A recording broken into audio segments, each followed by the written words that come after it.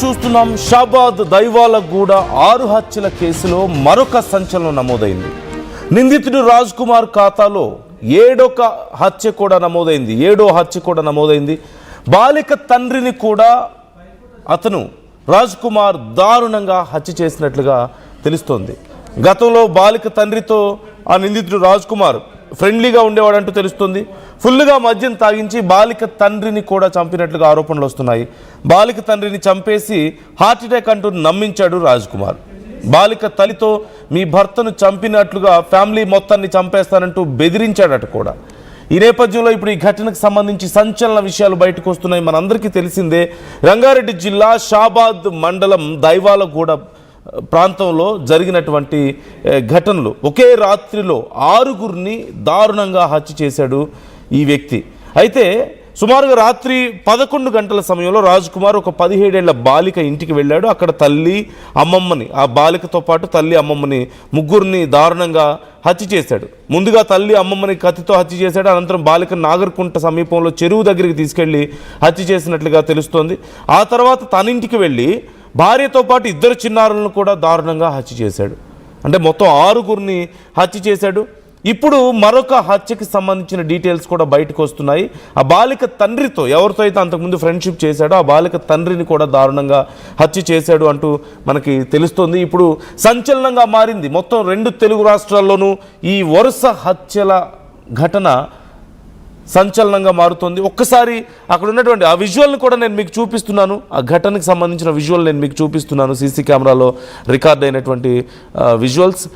వాళ్ళ కుటుంబ సభ్యుల్ని తీసుకువెళ్ళి దారుణంగా హత్య చేయడం అక్కడ కనిపిస్తుంది. అట్ ది సేమ్ టైం ఒక్కసారి స్థానికులు అసలు ఏమంటున్నారు ఈ ఘటనకు సంబంధించి మా ప్రతినిధి నిర్మల స్థానికులతో మాట్లాడి వాళ్ళ ఒపీనియన్స్ తెలుసుకునే ప్రయత్నం చేశారు. అతనికి సంబంధించిన డీటెయిల్స్ తెలుసుకునే ప్రయత్నం చేశారు. ఒక్కసారి చూద్దాం. బెదిరించాడు అనేది తెలుస్తుంది. శంషాబాద్ లో బెదిరించింది కాలేజ్ కాడ. నాకు తెలుసు. నాకైతే ఈ ఆరాలు కావాలి, మప్పులు అయితే వేసుకోండి. మీ అయ్యని చెప్తే ఏం బీకిరు నన్ను, రేపు మిమ్మల్ని కూడా ముగ్గురిని చంపుతాను అన్నాడంట.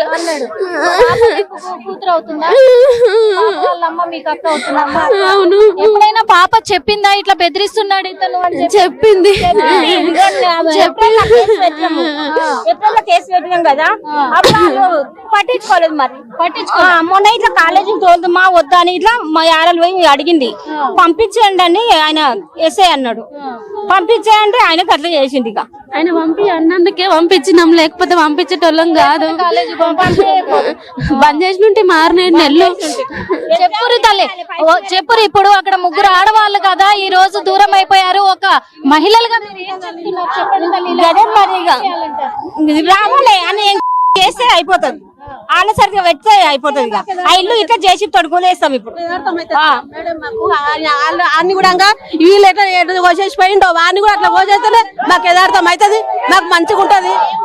పోని కావాలి రావాలి ఇడికి రావాలి అని రావాలి, మేము అని చూడాలి, మేము అని చంపాలి, మేము చాలా సరిగా అని పెట్టి రావాలి. అంతే సార్. మేము ఇంకా అంతే అనుకుంటున్నాం. మా ఆడు కూడా మొత్తం ఆపి అలలాగా పోవాలి. ఆడుగుడంగా అలలాగా పోతేనే మాకు ఏదైతే 3 జీవులు అమ్మా ఎట్లా చేస్తాం మేము? ఎట్లా వస్తుంది? మేము రాకముందే తీసుకొని పోయి మేము వచ్చిందా కూడా కళ్ళతో కూడా చూడకపోతే ఏం చూస్తాము? మేము పోలీస్ టౌన్కి వెళ్ళి వచ్చినాక ఏం చూస్తాము? పోస్ట్ చేస్తారు, ఏం కనబడుతుంది మాకు? పోస్టర్ ఏం చూస్తాము? ఏం కనిపిస్తే కట్టుకొని వస్తారు.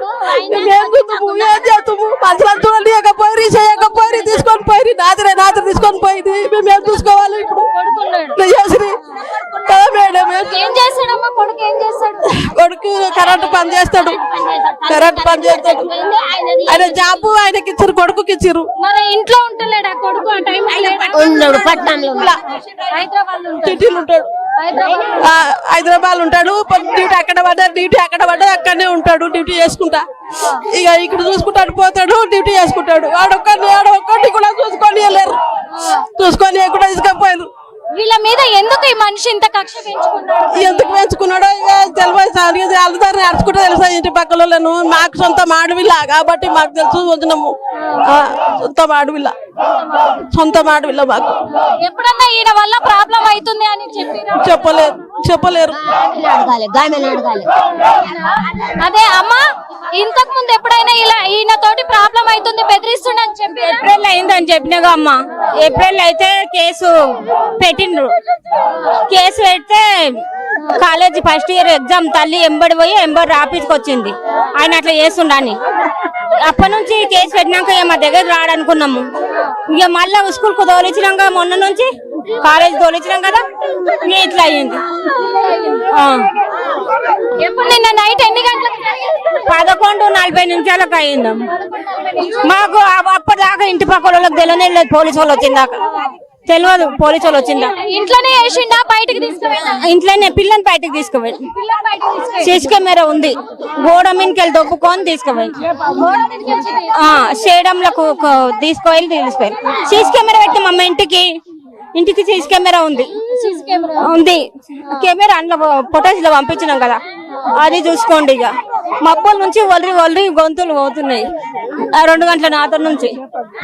ఇప్పటి వరకు అయితే నిందితుడిని అదుపులోకి తీసుకోలేదు, చూస్తున్నాము. అయితే పోలీసు బృందాలు ఏర్పడ్డాయి, ఖచ్చితంగా నిందితుడిని పట్టుకుంటామని అంటున్నారు. కానీ ఎటువంటి చర్య అయితే తీసుకోలేదు. నిందితుడిని ఇప్పటి వరకు అదుపులోకి తీసుకోలేదు. కాబట్టి ఊరి ప్రజలంతా కూడా వీడికి చేరుకొని ధర్నానైతే చేపడుతూ ఉన్న సిచ్యువేషన్స్ చూస్తూ ఉన్నాము. సిపి ఉన్నారు ఇక్కడ, సిపి కూడా అక్కడ మనకు కనిపిస్తూ ఉన్నారు. ఇక్కడికి వీళ్ళకి సర్ది చెప్పే ప్రయత్నం అయితే చేస్తూ ఉన్నారు. మొత్తంగా కూడా మరి ఏం చెప్తారనేది కూడా చూద్దాము. ఒక పక్క 2 కుటుంబాలని నామరూపాలు లేకుండా చేశాడు ఆ దుర్మార్గుడు.